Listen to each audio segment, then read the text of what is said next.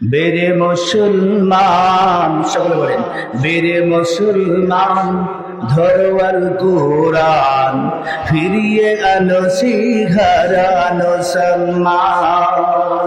বীর মুসলমান, ধরো আল কোরআন, ফিরিয়ে আনো শিখারানো সম্মান। কি কথা ঠিক না? বীর মুসলমান, ধরো আল কোরআন, ফিরায়ে আনো সেই হারানো সম্মান। হুয়াল্লাযী আরসালা রাসূলাহু বিল হুদা ওয়া দীনিল হাক্কি লিইয়ুযহিরাহু আলাদ-দীনি কুল্লিহি ওয়া কাফা বিল্লাহি শাহীদা। জোরে জোরে বলেন আল্লাহু আকবার। সম্মানিত ভাইরা আমার, এই জন্য ইসলামের পক্ষে থাকা লাগবে, লাগবে না? হুয়াল্লাযী আরসালা, তিনি সে আল্লাহ যিনি প্রেরণ করেছেন রাসূল সাল্লাল্লাহু আলাইহি সাল্লামকে নবী রাসূল হিসেবে। মুহাম্মদ সাল্লাল্লাহু আলাইহি সাল্লামের বানানো কথা নাই। এরা মক্কার লোকেরা শুরু করলো নবী মুহাম্মদ যা বলে এগুলো তার নিজের বানানো কথা, এগুলা কিন্তু আল্লাহ তাকে দেয়নি, তাকে রাসূল হিসেবে প্রেরণ করেনি। আমরা মক্কা ধনাত্মবান পরিবারের সন্তান, নবী দিলে আমাদেরকে দিত। নবী একজন গরীব ইতিম, তাকে নবুয়ত কেন দিবে? এটা মিথ্যা কথা, তার কথা শুনিও না। আল্লাহ পাক বলছেন আমি রাসূলকে পাঠাইলাম, রাসূল যে সত্য, ওয়া কাফা বিল্লাহি শাহীদা। আল্লাহ পাক বলছেন আমি নিজেই আল্লাহ যথেষ্ট সাক্ষী, বান্দারা যদি মানুষ যদি সাক্ষী নাও দেয়। জোরে বলেন সুবহানাল্লাহ। সম্মানিত ভাইরা আমার, এই জন্য ওই সময়কার যারা পাওয়ারে ছিল তারাও বিরোধিতা করেছিল। এখনো যারা পাওয়ারের গতিতে ছিল, সামনে যেতে চায়, তারাও কিন্তু ইসলামী দলকে মন থেকে ভালোবাসে না। যখন সঙ্গে থাকে তখন হয় সাথী, আর সঙ্গে না থাকলে হয় মৌলবাদী। বলেন ঠিক কিনা? এই দেশে কিছু আছে বুদ্ধিজীবী, দাড়ি টুপি রাখলে মোদের কয় মৌলবাদী।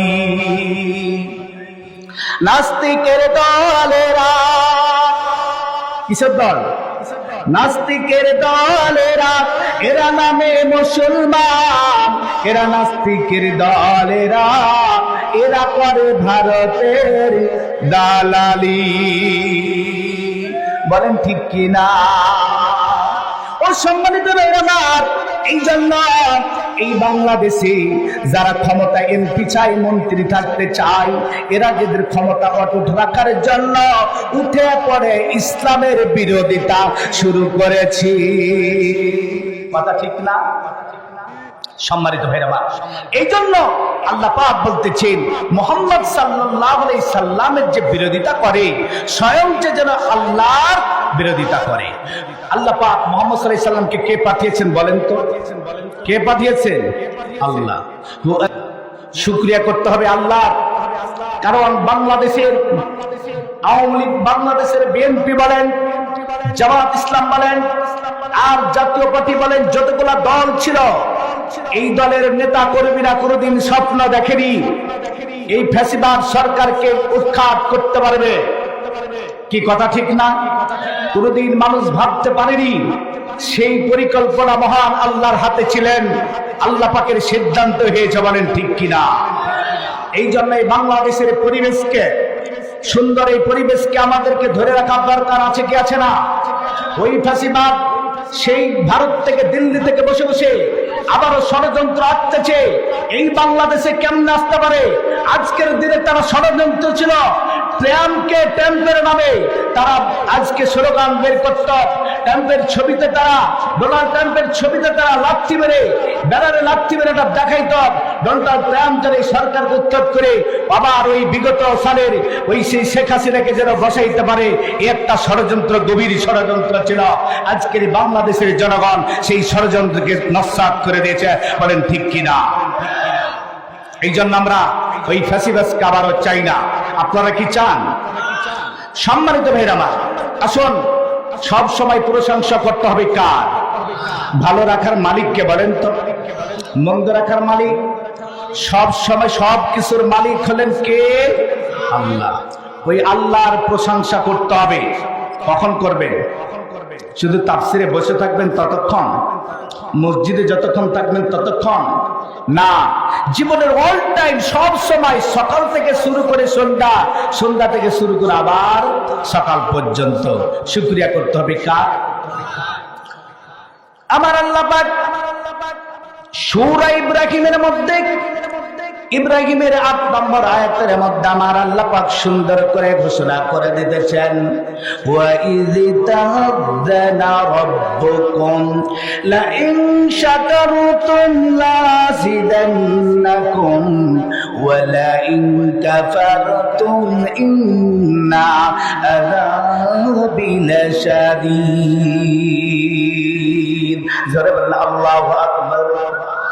ওয়াইজ তা'যানা রাব্বুকুম, ওয়াইজ মানে স্মরণ করো, তা'যানা রাব্বুকুম তোমাদের রব ঘোষণা করতেছি, লা ইন শাকারতুম যদি তোমরা আমার শুকরিয়া জ্ঞাপন করো, আমার কৃতজ্ঞতা পালন করো, লাযিদান্নাকুম আমি তোমাদের প্রতিদান বৃদ্ধি করে দিব।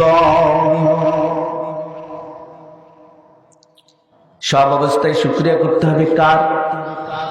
কম দিল আল্লাহর, বেশি দিল আল্লাহর। কথা বলেন ঠিক না বেঠিক? আল্লাহ পাক বলেন, যারা আমার নিয়ামত দিলাম, আমি আল্লাহ পানি দিলাম, অক্সিজেন দিলাম, খাদ্য দিলাম, তাকে আমি লালিত পালিত করলাম, সব দিলাম, সুস্থ রাখলাম, আমার সব নিয়ামত পাওয়ার পরে যদি সে অস্বীকার করে, অকৃতজ্ঞতা পালন করে, আমি আল্লাহ তাআলা কঠিন শাস্তির মধ্যে ফেলে দিব। কি আল্লাহ পারেন না? এই জন্য সম্মানিত ভাইরা আমার, এই পৃথিবীতে আকাশ বলেন, বাতাস বলেন, যা কিছু আছে না কেন, সব কিছু প্রশংসা করে কার? আরো জোরে বলেন কার? সাবহানাল্লাহি মা ফিস সামাওয়াতি ওয়া মা ফিল আরদ ওয়া হুয়াল আজিজুল হাকীম। জোরে বলেন আল্লাহু আকবার। আল্লাহ তাআলা বলছেন, সাবহানাল্লাহি মা ফিস সামাওয়াতি ওয়া মা ফিল আরদ যা কিছু আছে আসমানে, যা কিছু আছে জমিনে, সব কিছু তাসবিহ করে আল্লাহ। তাসবিহ করে কার? আল্লাহর। এই জন্য আমরা সব সময় শুকরিয়া করব আল্লাহ। শুধু তাই নয়, আল্লাহ পাক অন্য জায়গায় বলেন, সূরা লুকমানের মধ্যে আমার আল্লাহ পাক বলেন, আলাম তারা আন্নাল্লাহা ইউসাব্বিহু লাহু মান ফিস সামাওয়াতি ওয়াল আরদ ওয়াত তায়রা সাফফাতি কুল্লু ক্বাদ আলিমা সালাতাহু ওয়া তাসবিহা। আল্লাহ পাক বলেন, তুমি হে রাসূল, তুমি কি লক্ষ্য করেছ, আপনি কি দেখেছেন এই দুনিয়ার পৃথিবী, আসমান জমিনের মধ্যে যা কিছু আছে না কেন, ডানা বিশিষ্ট পাখিগুলো, এই পাখিগুলো পর্যন্ত কুল্লু কদ আলিমা সালাতাহু সব কিছু তাসবিহ করে। কুল্লু মানে প্রত্যেকে, আলিমা মানে জানে, প্রত্যেকের নিজ নিজ ভাষায় তাদের তাসবিহ, তাদের ইবাদত বন্দেগী সম্পর্কে অবগত আছেন। জোরে জোরে বলেন আলহামদুলিল্লাহ। সকলকে একটু সামনের দিকে আসতে হবে। অনেক লোক দাঁড়িয়ে আছে, বুঝতে পারি না, কমিটি আমি কর্তৃপক্ষ বলছি একটু করে একটু আসেন না, অনেক ফাঁকা আছে, আমি জায়গা থেকে দেখতে পাচ্ছি। পৃথিবীর 3টা জায়গায় ফাঁকা থোয়া যায় না। কয় জায়গায় বলেন? 3 জায়গায়। একটা হচ্ছে নামাজের কাতার, আরেকটা হচ্ছে কোরআন হাদিসের যেখানে আলোচনা হয় সেই ময়দান, আরেকটা হচ্ছে স্বামী স্ত্রীর এক বিছানায়। সম্মানিত ভাইরা আমার, যারা আল্লাহকে খুশি করতে চান তারা সামনের দিকে আসেন, সামনের দিকে আসেন। আল্লাহ পাকের কোরআনের আয়াত, তোমাদের যখন কেউ আসে, বসার জায়গা না থাকলে তাদেরকে বসার পরিবেশ করে দাও, প্রশস্ত করে দাও, নিজের একটু কাছে কাছে বসো, জিকির করেন লা ইলাহা সুবহানাল্লাহ আলহামদুলিল্লাহ লা ইলাহা ইল্লাল্লাহ। আরো জোরে চলে আসেন, এই যে সামনে ফাঁকা আছে, লা ইলাহা গাহে বুলবুল বাগিচা গই, গাহে বুলবুল বাগিচা গই, শোনেন সকল ভাইয়েরা লা ইলাহা আর জরে লা ইলাহা লা ইলাহা ইল্লাল্লাহু মুহাম্মাদুর রাসূলুল্লাহ। জোরে বলেন সাল্লাল্লাহু সাল্লাম। এই দেশের পৃথিবীতে যা কিছু আছে তাহলে তাসবিহ তাহলিল করে কার? আল্লাহ। সম্মানিত ভাইরা আমার সংক্ষিপ্ত সময়, বেশি সময় নয়, এই জন্য আমি আমার যে আয়াত তেলাওয়াত করেছি সেই আয়াতের উপর আমি আমার আলোচনায় চলে যেতে চাই, আর সময় আমি নিতে চাই না। সম্মানিত ভাইরা আমি যে আয়াত তেলাওয়াত করেছি সূরা সফের 7, 8 এবং 9 তিনটা আয়াত তেলাওয়াত করেছি। সময় পেলে একটু সামনের দিকে যাব ইনশাআল্লাহ। আল্লাহ তাআলা বলতেছেন, মানুষের মধ্যে কিছু মানুষ আছে যারা আল্লাহর সম্পর্কে কি করে? মিথ্যা রচনা করে। কি রচনা করে? মিথ্যা রচনা করে। আল্লাহ তাআলা তাই বলেন, ওয়ামান আযলামু মিম্মান ইফতারা আলা আল্লাহি কাযিবা ওয়া হুয়া ইদআ ইলাল ইসলাম আল্লাহু লা ইয়াহদিল কওমান যালিমিন। যারা বলেন আল্লাহু আকবার। আল্লাহ পাক বলেন, তার চেয়ে তার বড় জালেম কে? জালেম কে হতে পারে যে আল্লাহর ব্যাপারে মিথ্যা রচনা করে? আল্লাহ পাক বলছেন, ওয়া ইদা আইলাল ইসলাম, অথচ নবী মুহাম্মদ সাল্লাল্লাহু আলাইহি সাল্লাম মানুষকে ইসলামের দিকে আহ্বান করে, কোরআনের দিকে আহ্বান করে। আল্লাহু লা ইয়াহদিল কওমাজ জালিমিন, যারা আল্লাহর ব্যাপারে, আল্লাহ রাসূলের ব্যাপারে মিথ্যা কথা প্রচার করে, মিথ্যা কথা উদ্ঘাটন করে, বানায়, আল্লাহ পাক বলছেন এরা হলো সবচেয়ে বড় জালেম।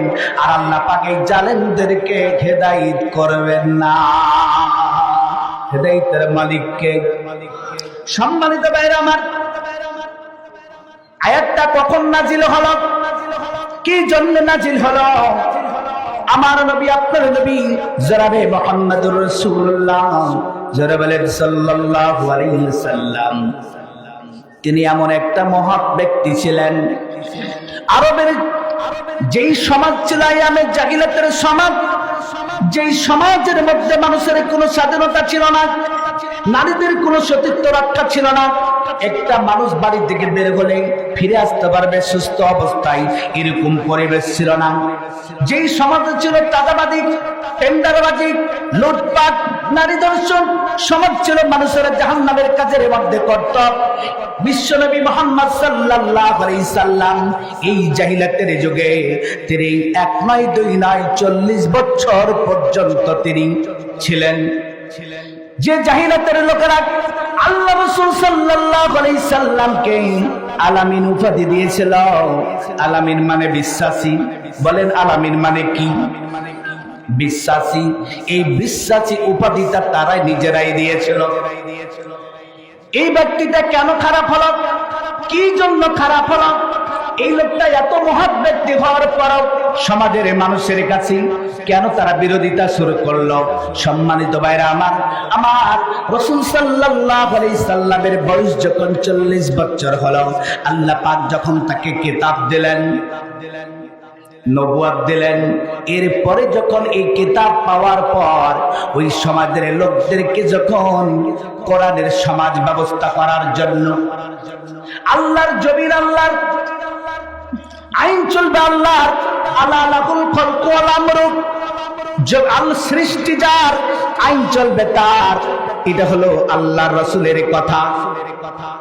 ওই সমাজের মানুষকে কোরআনের একটা রাজ, কোরআনের একটা শাসন ব্যবস্থা, রাষ্ট্র ব্যবস্থা, সব লোকের শাসন, আল্লাহর আইন, এই দুইটা বিধান চালু করার জন্য যখন তুমি আল্লাহ রাসূল যখন নামলেন ময়দানে, মানুষকে যখন আহ্বান করতে লাগলেন, এই মানুষগুলা যারা আলামিন উপাধি দিয়েছিল এরাই সর্বপ্রথম বিরোধিতা শুরু করেছিল। আজকে ভালোভাবে মনোযোগ সহকারে শুনেন। সম্মানিত ভাইরা আমার, আল্লাহ রাসূল সাল্লাল্লাহু আলাইহি সাল্লাম এমন একটা সমাজ ব্যবস্থা উপহার দেওয়ার জন্য, যেই সমাজ ব্যবস্থাতে চাঁদাবাজি থাকবে না, টেন্ডার থাকবে না, ব্যাংক লুটপাট হবে না, সন্ত্রাস হবে না, চাঁদাবাজি হবে না, মানুষের ন্যায্য অধিকার থাকবে, আইনের শাসন থাকবে, স্বজনপ্রীতি থাকবে না, মানুষ জীবন্ত মেয়েদেরকে হত্যা করবে না, যেই সমাজ ব্যবস্থাতে কোরআনের সমাজ ব্যবস্থা থাকবে, উলঙ্গ হয়ে কাবা ঘরের চত্বরে তারা তওয়াফ করবে না। এই পরিবেশটাকে যখন ভালো করার জন্য আল্লাহ রাসূল যখন ইসলামের দিকে মানুষকে আহ্বান করতে লাগলো, এই লোকেরাই তখন আল্লাহ রাসূলের বিরোধিতা শুরু করলো। এরা তখন বলল, মুহাম্মদ যে নতুন ধর্মের কথা বলতেছে, যেভাবে দিনের পর দিন তার অনুসারী, তার সাহাবীরা বৃদ্ধি পাচ্ছে, এক সময় তো আমাদের নেতৃত্ব কর্তৃত্ব থাকবে না, আমাদের প্রধানমন্ত্রী থাকবে না, আমাদের মন্ত্রী এমপি থাকবে না, আমাদের রাষ্ট্র ক্ষমতা আমাদের থাকবে না, মুহাম্মাদের হাতে চলে যাবে। এই জন্য মুহাম্মদকে জনগণ থেকে বিচ্ছিন্ন করতে হবে, যাতে করে এক জায়গায় না হতে পারে, নবী যেন কোরআন দেয়া মানুষকে না বুঝাইতে পারে।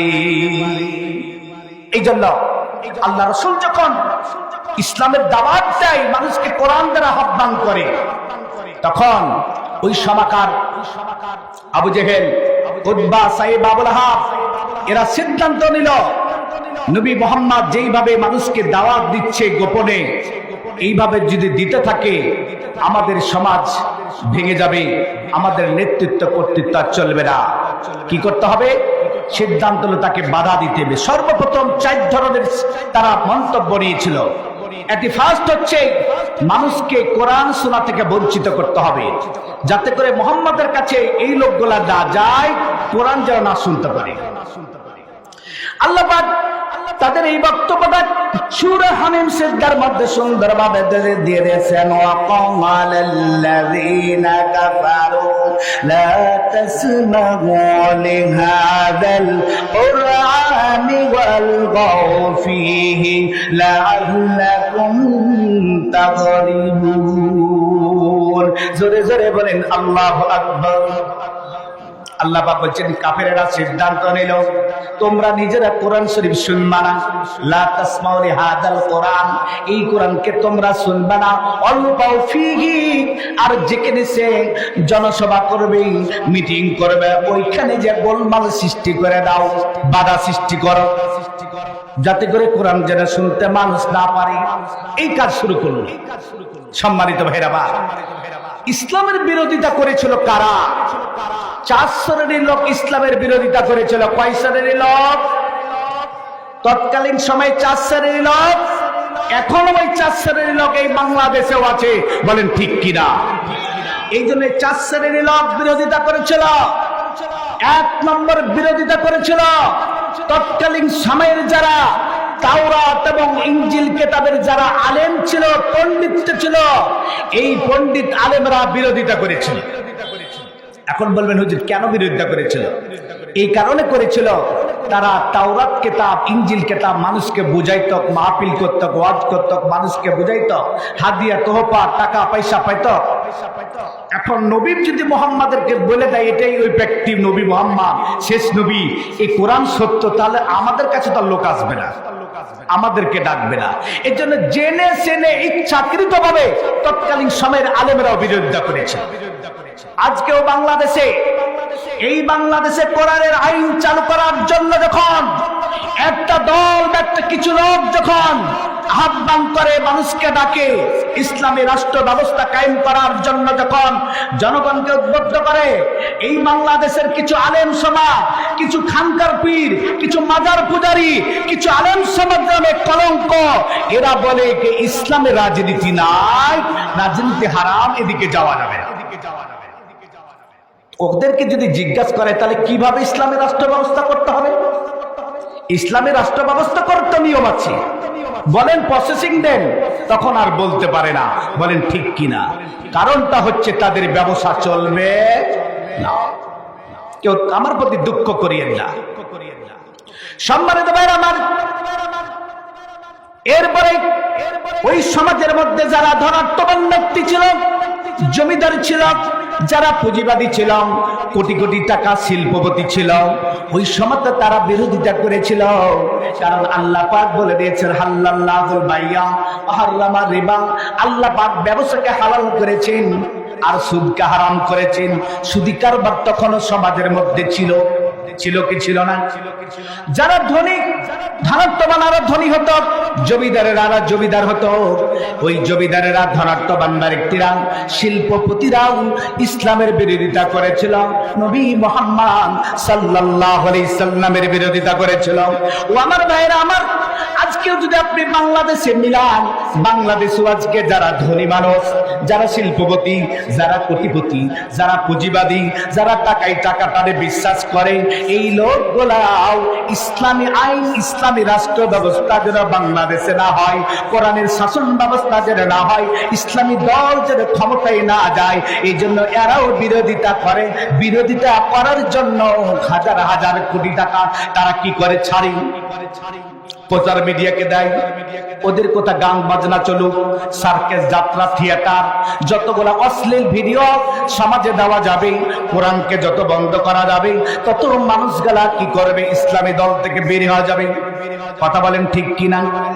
সম্মানিত ভাই আমার, নাম্বার 3 হচ্ছে ওই সমাজে যারা চোর ছিল, বাটপার ছিল, লুচ্চা ছিল, নারী ধর্ষণকারী ছিল, যারা ইয়াবা পান করত, যারা গাঁজা খেত, যারা মদ খেত, এই শ্রেণীর লোকেরা চিন্তা করলো নবী মুহাম্মদ যে মিশন নিয়ে নেমেছে ইসলামের আইন চালু করার জন্য, আল্লাহর জমিনে আল্লাহর দ্বীনকে প্রতিষ্ঠিত করার জন্য, এই সমাজ ব্যবস্থা যদি হয়ে যায়, আমরা তো আর ইয়াবা পান করতে পারবো না, মদ খেতে পারবো না, গাঁজা খেতে পারবো না, আপিল খেতে পারবো না, চুরি করতে পারবো না, ডাকাতি করতে পারবো না।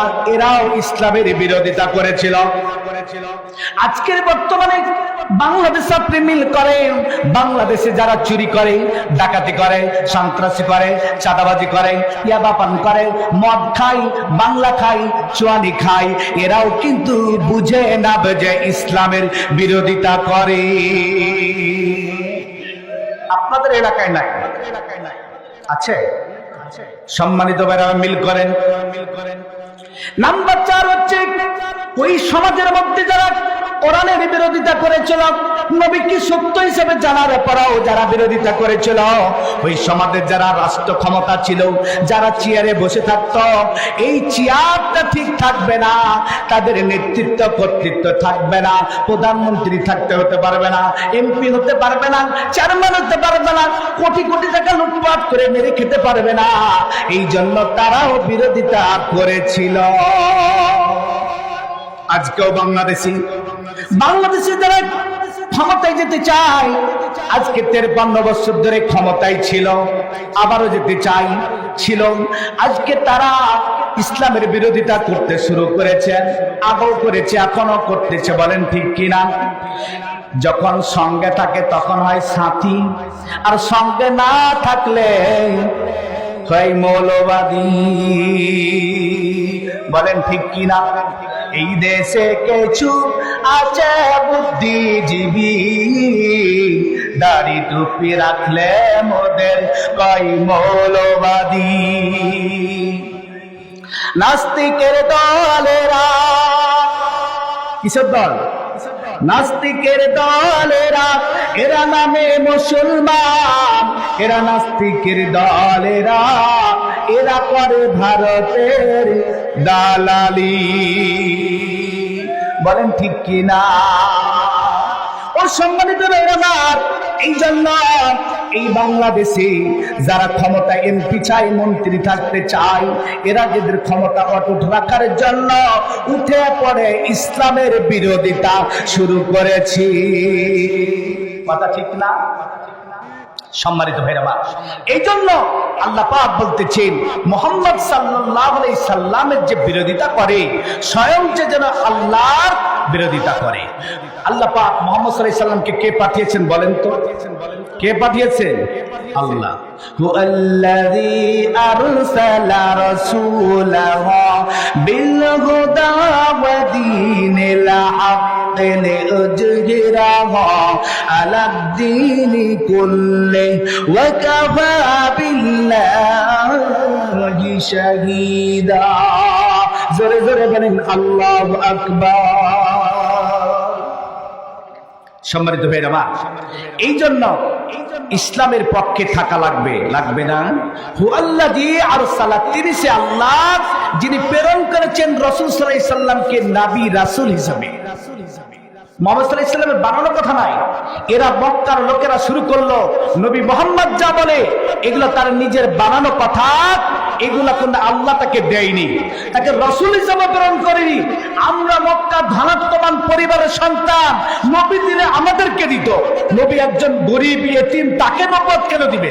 এটা মিথ্যা কথা, তার কথা শুনিও না। আল্লাহ পাক বলছেন আমি রাসূলকে পাঠাইলাম, রাসূল যে সত্য, ওয়া কাফা বিল্লাহি শাহিদা। আল্লাহ পাক বলছেন আমি নিজেই আল্লাহ যথেষ্ট সাক্ষী, বান্দারা যদি মানুষ যদি সাক্ষী নাও দেয়। জোরে বলেন সুবহানাল্লাহ। সম্মানিত ভাইরা আমার, এই জন্য ওই সময়কার যারা পাওয়ারে ছিল তারাও বিরোধিতা করেছিল। এখনো যারা পাওয়ারে গততে ছিল, সামনে যেতে চায়, তারাও কিন্তু ইসলামী দলকে মন থেকে ভালোবাসে না। কথা ঠিক না ভাই? ঠিক। সম্মানিত ভাইরা আমার, এই পৃথিবীতে অনেকগুলা দল আছে, আছে না? আপনারা কার দলের কর্মী হতে চান? কার দলের? আল্লাহর দলের। কার দলের? আল্লাহর দলের কর্মী হতে চান, কি কথা ঠিক না? আল্লাহর দলের কর্মীর পরিচয় কি?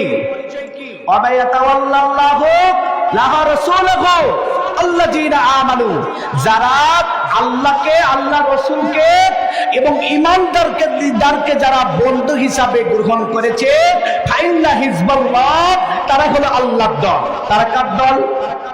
আল্লাহর দল। তাহলে আপনাদেরকে, মানুষকে আল্লাহর দলের দিকে আহ্বান করতেছে। আল্লাহ পাক বলছেন ওয়া নাসদাকু মিনাল্লাহি কিলা, তার কথা চাই তার কার কথা উত্তম হতে পারে যে মানুষকে কোরআন দিয়ে রাখে, যে হাদিস দিয়ে রাখে। তাহলে আপনার নেতা যদি কোরআন দিয়ে হাদিস দিয়ে আপনাকে ডাকে, তাহলে আপনাকে চিন্তা করতে হবে এটা হলো সঠিক পথ, কি কথা ঠিক না? এই যে আপনারা খাসি তো দেখেছেন, খাসি বকরি মহিপুর হাট জানতো মানে মাঝে মাঝে। তো এই খাসি যখন আপনি হাট থেকে কিনে নিয়ে আসেন, ক্রয় করে নিয়ে বাড়ির উদ্দেশ্যে নিয়ে আসেন, তো খাসি দেখবেন সামনের দিকে দুই পা দিয়ে দিয়েছে, পিছন দিকে ব্রেক করে, হাত ব্রেক, হাইড্রোলিক ব্রেক মারে। তো আপনি তখন জোরে টান দেন, তাকান পিছনের দিকে, কেন ব্রেক করলো? খাসি তখন আপনার চেহারার দিকে তাকায় আর চিন্তা করে, এ আমার মালিক আমাকে নিয়ে যাচ্ছে ক্রয় করে বাড়িতে, আসলে কি আমাকে লালিত পালিত করবে না আমাকে আগামীকালকে জবাই করে খাবে? কি কথা ঠিক না? একটা পশু যদি তার ওই মালিকের মুনিবের কি বোঝে, তার মতলব বুঝে, তার মন্তব্য করে, তাহলে আপনি একজন মানুষ, আপনি যার পিছনে ছুটতেছেন, যে দলের পিছনে ছুটতেছেন, সেই দল কোন দিকে নিয়ে যায়? জান্নাতের পথে না জাহান্নামের পথে? আল্লাহর দলে না বাতিলের দলে না শয়তানের দলে? আপনি কি একটু চিন্তা করবেন না? কি কথা ঠিক না? ঠিক। আল্লাহ তাআলা সূরা ইমরানের 104 নম্বর আয়াতের মধ্যে আমার আল্লাহ পাক বলে দিয়েছেন ওয়াল তাকুম মিনকুম উম্মাতুন ইয়াদউনা ইলাল খায়রি ওয়া ইয়ামুরুনা বিল মা'রুফি ওয়া ইয়ানহাউনা আনিল মুনকার ওয়া উলাইকা হুমুল মুফলিহুন। তোমাদের মধ্যে এমন একটা দল থাকা উচিত যেই দলের লোকেরা ইলাল খায়রি, মানুষকে কল্যাণের দিকে ডাকে। কার দিকে ডাকে? কল্যাণের দিকে ডাকে। সৎ কাজের আদেশের কথা বলে, অসৎ কাজের নিষেধের কথা বলে। উলাইকা হুমুল মুফলিহুন, তারাই হলো সফলকামী দল। আপনাকে চিন্তা করতে হবে, আপনি যে দলের পিছনে ছুটছেন, এই দলের নেতারা কোন দিকে রাখে? মানুষকে কল্যাণের দিকে না অকল্যাণের দিকে? আমাদের দেশের অবস্থা কি জানেন?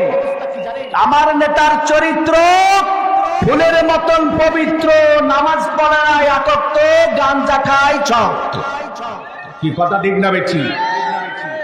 সম্মানিত ভাইরা, এই নেতার পিছনে যদি ছুটেন, আপনার নেতা তো গাঁজা খেতে ডাকে, ইয়াবা, ধর্ষণ, ইফটিজিং, লুটপাট, চাঁদাবাজ, টেন্ডারবাজ ওই দিনের ডাকে, আপনি কেন যাবেন ওদিকে? কি কথা ঠিক না? ওদিকে যাওয়া যাবে না।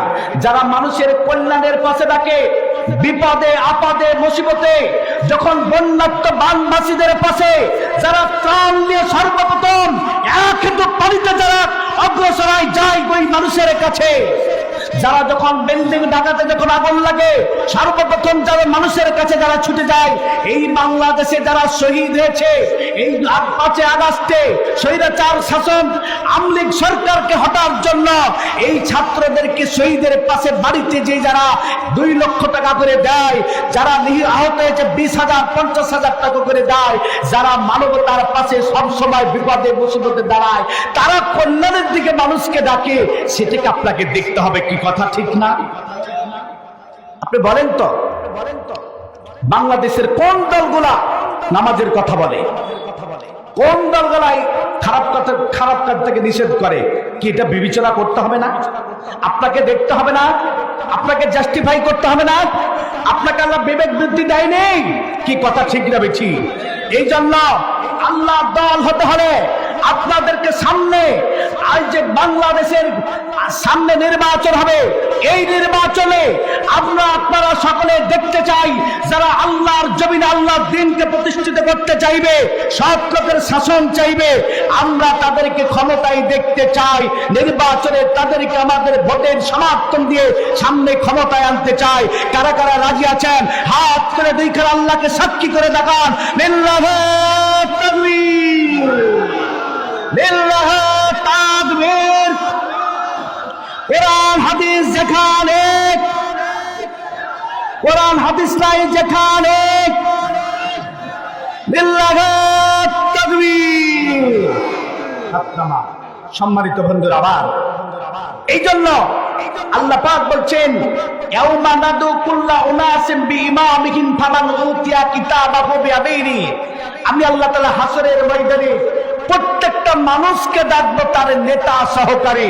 এই নেতা যদি আল্লাহর দরবারে সুপারিশ করে, আল্লাহ এটা আমার পূর্বী ছিল, এ ভালো লোক ছিল, আল্লাহ পাক তাকে ডান হাতে আমলনামা দিব, তখন আনন্দে সে কিতাব পড়বে। আর নেতা যদি নিজেই জাহান্নামী হয়, ও কর্মীরাকে কিভাবে সমর্থন করবে? কিভাবে যাবে? কথা ঠিক না? তাহলে চিন্তা করেন আপনারা কোন নেতার পিছনে এখন ছুটবেন। এই চিন্তা ভাবনা করে আপনাকে অগ্রসর হতে হবে। আমি একটা হাদিস পড়েছি, হাদিস পড়ে আমার আলোচনার দিকে আমি যাবো ইনশাআল্লাহ। আসলে সংক্ষিপ্ত সময় আদায়ের মাহফিল, কোরআন টু কোরআন কথা বলা খুব মুশকিল ব্যাপার। তা আল্লাহ রসুলের একটা হাদিস তেলাওয়াত করেছি। আল্লাহ রসুল বলতেছেন, আমি 5টা বিষয় তোমাদেরকে আদেশ করতেছি। কয়টা বিষয়? আমরুকুম বিল খামসিন বিল জামাতি ওয়া সামিই ওয়া তাআতি ওয়াল হিজরাতি ওয়াল জিহাদ ফি সাবিলিল্লাহ। তোমাদেরকে 5টা বিষয়ের কথা বলতেছি। 1 নম্বর হচ্ছে কি? তোমরা কি করো? জামাতবদ্ধভাবে থাকো। জামাত মানে কি? ঐক্যবদ্ধ হয়ে থাকো। ওয়াতাসিমু বিহাবলিল্লাহি জামিআ ওয়া লা তাফাররাকু। তোমরা পৃথক হয়ে না, ছিন্ন বিচ্ছিন্ন না, ঐক্যবদ্ধ হয়ে থাকো। ঐক্যবদ্ধ হয়ে থাকলে তোমাদের শত্রুরা তোমাদের আক্রমণ করে তোমাদের ক্ষতি করতে পারবে না। বলেন ঠিক কি না? এই জন্য ঐক্যবদ্ধ হয়ে থাকো, জামাতবদ্ধভাবে থাকো। নেতার কথা শুনো, নেতা যা বলবে ওই কথাকে শুনো, শ্রবণ করো, অতাতি এবং মেনে নাও। কথা কার? আল্লাহ রসুলের কথা। ওয়াল হিজরাতে, এবং কি করো? হিজরত করো। হিজরত মানে এখন অনেকে মনে করে, হুজুর তাহলে কি সিংরোল থেকে ব্যাগ ট্যাগ যা আছে তুলবি, তাহলে লিয়া ল্যাপকাতা লিয়ে এখন চট্টগ্রাম চলে যাব? না, নট। এটা হিজরত না। হিজরত শব্দের অর্থ ত্যাগ করা, ত্যাগ করা। আপনি স্থান ত্যাগ করতে পারেন। আর হিজরত শব্দের অর্থ ত্যাগ মানে আপনার অন্তরে লোভ, লালসা, খারাপি, অন্যায়, পাপাচার যত যা আছে এইগুলোকে ত্যাগ করার নাম হলো উত্তম হিজরত। উত্তম হিজরত। সম্মানিত ভাইরা আমার, সংক্ষিপ্ত সময়ের মধ্যে বলছি, এরপর বলছেন জিহাদ ফি সাবিলিল্লাহ, আল্লাহর পথে জিহাদ করো। জিহাদ মানে মারামারি, কাটাকাটি, হানাহানি এমনটা না। আল্লাহর রাসূলকে